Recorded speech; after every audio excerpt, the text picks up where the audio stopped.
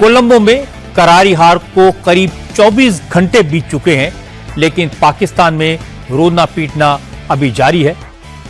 मातम मनाया जा रहा है। पाकिस्तान के फॉर्मर क्रिकेटर्स, कमेंटेटर्स और क्रिकेट फैंस अपनी टीम के खिलाड़ियों को दिन रात कोस रहे हैं। पाकिस्तान क्रिकेट कंट्रोल बोर्ड के अध्यक्ष मोहसिन नकवी को ढूंढ रहे हैं। अपनी टीम की हार के बाद पाकिस्तान में क्रिकेट फैंस ने टीवी सेट्स तोड़ डाले। कोलंबो में स्टेडियम के बाहर पाकिस्तानी फैंस ने मातम मनाया। रो रो कर पूछा, आखिर कब तक इस तरह की बेइज्जती बर्दाश्त करें, कब तक ऐसी पाकिस्तानी टीम को सपोर्ट करते रहें। लोगों ने कहा, अगर ऐसी जिल्लत झेलनी थी, इतनी खराब परफॉर्मेंस करनी थी, तो मोहसिन नकवी भारत के खिलाफ खेलने के लिए तैयार क्यों हुए? अगर खेलना ही था तो सलमान आगा को कप्तान क्यों बनाया? बाबर आजम और शाहीन अफरीदी को टीम में शामिल क्यों किया? पाकिस्तान के फॉर्मर क्रिकेटर और शाहीन अफरीदी के father in law Shahid Afridi ने कहा कि अगर उनका बस चलता तो बाबर आजम और शाहीन अफरीदी को टीम से बाहर रखते। वसीम अकरम, शोएब अख्तर, रमीज राजा और तनवीर अहमद जैसे पाकिस्तान के फॉर्मर क्रिकेटर्स ने पाकिस्तान की हार पर क्या कहा, यह सुनने लायक है। पाकिस्तान अभी तो अपनी हार पर रो रहा है, लेकिन हमारे देश में अब आर्टिफिशियल इंटेलिजेंस पर बात हो रही है। आज से दिल्ली में एआई पर ग्लोबल इंपैक्ट समिट शुरू हुआ। 5 दिन के इस सम्मेलन में 100 से ज्यादा देशों के लोग और कंपनियां भाग ले रही हैं। इस एआई समिट में फ्रांस के प्रेसिडेंट इमैनुअल मैक्रों, ब्राजील के राष्ट्रपति लुला डे सिल्वा, ब्रिटेन के former prime minister Tony Blair और ऋषि सुनक भी शामिल होंगे। Switzerland, Spain, Slovakia, Serbia, Croatia, Estonia, Netherlands, Finland, Greece, Mauritius, Bhutan, Sri Lanka और कजाकिस्तान के साथ साथ बोलीविया, गुयाना और सेशल्स के नेता भी शिरकत करेंगे। यूनाइटेड नेशंस के महासचिव एंटोनियो गुटेरेस भी एआई समिट को एड्रेस करेंगे। इससे पहले फ्रांस और साउथ कोरिया इस तरह के समिट को होस्ट कर चुके हैं। यह पहला मौका है जब ग्लोबल एआई इंपैक्ट समिट किसी विकासशील देश में हो रहा है। आर्टिफिशियल इंटेलिजेंस सेक्टर में काम करने वाली सैकड़ों कंपनियों के सीईओ भी इस समिट में दिल्ली पहुंचे हैं। इनमें ओपन एआई के संस्थापक सैम ऑल्टमैन, गूगल के सीईओ सुंदर पिचाई और माइक्रोसॉफ्ट के फाउंडर बिल गेट्स शामिल हैं। 5 दिन के इस समिट के दौरान 500 सेशन होंगे, जिसमें 3000 से ज्यादा स्पीकर्स एआई को लेकर अपनी बात रखेंगे। अब बात उत्तर प्रदेश की राजनीति की। आज मुख्यमंत्री योगी आदित्यनाथ कांग्रेस और समाजवादी पार्टी पर जमकर बरसे। योगी ने कहा कि समाजवादी पार्टी सिर्फ समाज को बांटने का काम करती है, गुंडे माफिया को सपोर्ट करती है, संवैधानिक संस्थाओं का अपमान करती है। इसीलिए यूपी के लोगों ने समाजवादी पार्टी को बार बार नकारा।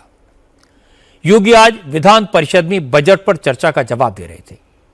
इस दौरान योगी ने वंदे मातरम का इशू उठाया। उन्होंने कहा कि जो लोग यूपी में गाजी जैसे आक्रांताओं के नाम पर मेले का आयोजन करवाते थे, जिनके राज में पर्व त्योहारों पर दंगे होते थे, कर्फ्यू लगते थे, अब वही लोग वंदे मातरम का भी विरोध कर रहे हैं। योगी ने कहा कि वंदे मातरम का विरोध राष्ट्र के प्रतीकों के खिलाफ बयानबाजी, ये राष्ट्रद्रोह से कम नहीं है, इसे बर्दाश्त नहीं किया जाएगा। आक्रांताओं को महिमामंडन करना, देशद्रोही तत्वों के समर्थन में बयानबाजी करना या राष्ट्रीय प्रतीकों के प्रति अपमानजनक टिप्पणी करना, ये किसी राष्ट्रद्रोह से कम नहीं। अगर हम आक्रांताओं का महिमामंडन कर रहे हैं और राष्ट्र के प्रतीकों का, भारत के तिरंगे का, भारत के राष्ट्रगान का, भारत के राष्ट्रगीत का, भारत के महापुरुषों का अपमान कर रहे हैं, तो एक प्रकार से हम संविधान की अवहेलना कर रहे हैं। मैं पूछना चाहता हूं समाजवादी पार्टी और कांग्रेस से, एक तरफ संविधान के नाम पर जनता की आंखों में धूल झोंकने का कार्य कर रहे हैं और दूसरी तरफ वंदे मातरम जैसे राष्ट्रगीत का इनके द्वारा विरोध करवाया जा रहा है। इनके सदस्य धड़ल्ले से बोल रहे हैं कि हम वंदे मातरम के लिए खड़े नहीं होंगे, हम नहीं गाएंगे। क्या मतलब है इसका? ये भारत के संविधान निर्माताओं का अपमान है, ये बाबा साहब भीमराव अंबेडकर का अपमान है। मुझे आश्चर्य होता है समाजवादी पार्टी के लोग गाजी के मेले का समर्थन करते हैं। ये गाजी कौन था? ये गाजी जो भारत की परंपरा और संस्कृति को रौंदने के लिए आया था, प्रदेश को अराजकता, अव्यवस्था, अपराध का एक गढ़ बना दिया। कर्फ्यू यहां की पहचान बन गई थी। एसआईआर को लेकर झगड़ा पश्चिम बंगाल में बहुत ज्यादा है। चुनाव आयोग ने पश्चिम बंगाल के 7 EROs को तुरंत सस्पेंड करने और इन सब के खिलाफ जांच शुरू करने का आदेश दिए। इलेक्शन कमीशन के इस आदेश से तृणमूल कांग्रेस के नेता खफा हैं। जिन अफसरों पर चुनाव आयोग का डंडा चला उनमें सैफुर रहमान, नीतीश दास, डालिया रे चौधरी और मुर्शीद आलम, सत्यजीत दास, जयदीप कुंडू और देवाशीष बिस्वास शामिल हैं। ये सारे अफसर एसआईआर के प्रोसेस से जुड़े हैं।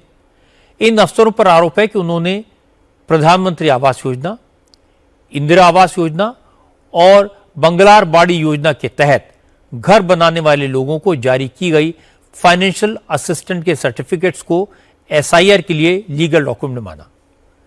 इस तरह के दस्तावेजों के आधार पर लोगों के नाम वोटर लिस्ट में शामिल कर दिए, जबकि ये दस्तावेज चुनाव आयोग की तरफ से जारी एक्सेप्टेबल डॉक्यूमेंट की लिस्ट में नहीं है। चुनाव आयोग की इस कार्रवाई का बीजेपी ने स्वागत किया। सुकांता मजूमदार ने कहा कि जो अफसर ममता बनर्जी के प्रेशर में गड़बड़ी कर रहे हैं, ये एक्शन उनके लिए चेतावनी है। ऐसे अफसरों को कार्रवाई के लिए तैयार रहना चाहिए।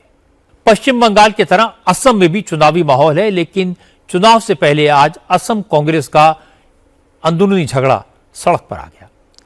असम कांग्रेस के पूर्व अध्यक्ष भूपेंद्र बोरा ने आज सुबह पार्टी के सभी पदों से इस्तीफा दे दिया। मल्लिकार्जुन खड़गे को भेजे अपने इस्तीफे में भूपेंद्र बोरा ने कहा कि उन्हें पार्टी में साइडलाइन किया गया है, चुनाव से पहले उन्हें इग्नोर किया गया और वो इससे आहत हैं।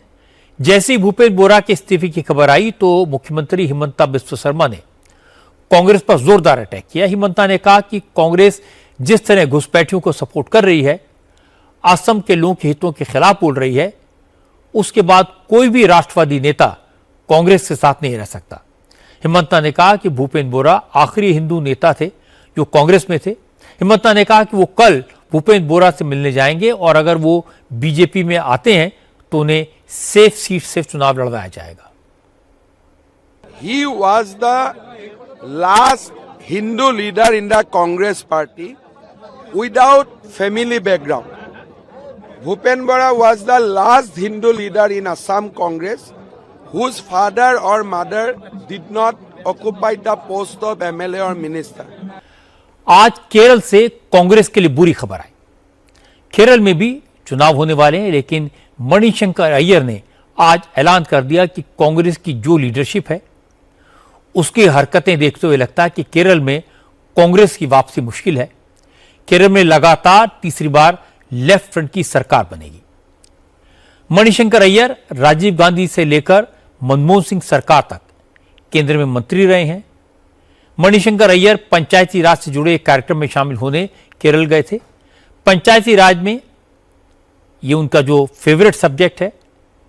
राजीव गांधी की सरकार के दौरान पंचायती राज को लेकर संविधान संशोधन कराने में मणिशंकर अय्यर की बड़ी भूमिका रही है। केरल में पंचायती राज को लेकर हुए काम से मणिशंकर अय्यर इतने खुश दिखे कि उन्होंने मुख्यमंत्री पिनराई विजयन की मौजूदगी में कह दिया कि केरल में एक बार फिर उन्हीं की सरकार बनने जा रही है। उड़ीसा से आज एक अच्छी खबर आई। केंद्रपाड़ा जिले की एक आंगनबाड़ी में पिछले 3 महीने से चल रहा जातिगत विवाद आज खत्म हो गया। आज नुआ गांव की आंगनबाड़ी भी खुल गई, बच्चे भी आ गए और दलित कुक के हाथ का बना खाना भी खा लिया। और यह सब हुआ बीजेपी सांसद बैजंत पांडा की पहल पर। दरअसल करीब 3 महीने पहले इस आंगनबाड़ी में दलित लड़की को सहायक के तौर पर नियुक्त कर दिया गया था। गांव की ऊंची जाति के लोगों ने इसका विरोध किया, अपने बच्चों को दलित के हाथ से बना खाना खिलाने से मना कर दिया। बच्चों ने आंगनबाड़ी जाना बंद कर दिया, आंगनबाड़ी बंद हो गई। इसके बाद प्रशासन हरकत में आया, गांव में जाकर मीटिंग्स की।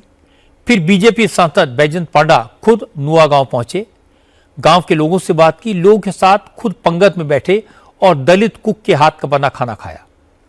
गांव के लोगों को भी समझाया, इसका असर हुआ, लोगों को अपनी गलती का एहसास हुआ। आज 16 बच्चे आंगनबाड़ी पहुंच गए, सभी बच्चों ने पढ़ाई की और दलित कुक के हाथ से बना खाना खाया। फिल्म अभिनेता राजपाल यादव को आज दिल्ली हाई कोर्ट से इंटरिम बेल मिल गई है। हालांकि उन्हें जमानत फ्रॉड केस में मेरिट के आधार पर नहीं, भतीजी की शादी अटेंड करने के लिए दी गई है। राजपाल यादव की भतीजी की शादी 19 फरवरी को है। कोर्ट ने उन्हें अंतरिम जमानत देते हुए अपना पासपोर्ट सरेंडर करने को कहा। साथ ही यह भी कहा कि 18 मार्च को अगली सुनवाई के दिन राजपाल यादव या तो खुद अदालत में पेश हों या वीडियो कॉन्फ्रेंसिंग से जुड़ें। हालांकि पैसे देने में आनाकानी करने की वजह से राजपाल यादव को आज भी हाई कोर्ट की नाराजगी झेलनी पड़ी। हाई कोर्ट ने राजपाल यादव को आज उधार की एक और किस्त चुकाने को कहा, लेकिन वो 1.5 करोड़ रुपए की एफडी लेकर कोर्ट में गए। इस पर दूसरे पक्ष ने कहा कि एफडी का क्या काम, उन्हें तो अपना पैसा चाहिए। इस पर कोर्ट ने राजपाल यादव को 1.5 घंटे के भीतर 1.5 करोड़ रुपए का पेमेंट करने को कहा। अब मैं आपको दिखाता हूं अमेरिका में खुली मुफ्त के राशन की दुकान। क्रिप्टो करेंसी सेक्टर में काम करने वाली कंपनी पॉली मार्केट ने न्यूयॉर्क में अपना पहला फ्री राशन स्टोर खोला है। स्टोर का इनॉग्रेशन होते ही न्यूयॉर्क में फ्री का राशन लेने वालों की लंबी लाइन लग गई। इस दुकान में सब्जियां, फल, अंडे, पास्ता, चीज और ग्रोसरी के दूसरे सामान मुफ्त में मिलेंगे। फर्स्ट कम फर्स्ट सर्व का रूल होगा, इसलिए स्टोर खुलने से पहले ही उसके सामने भारी भीड़ लग गई।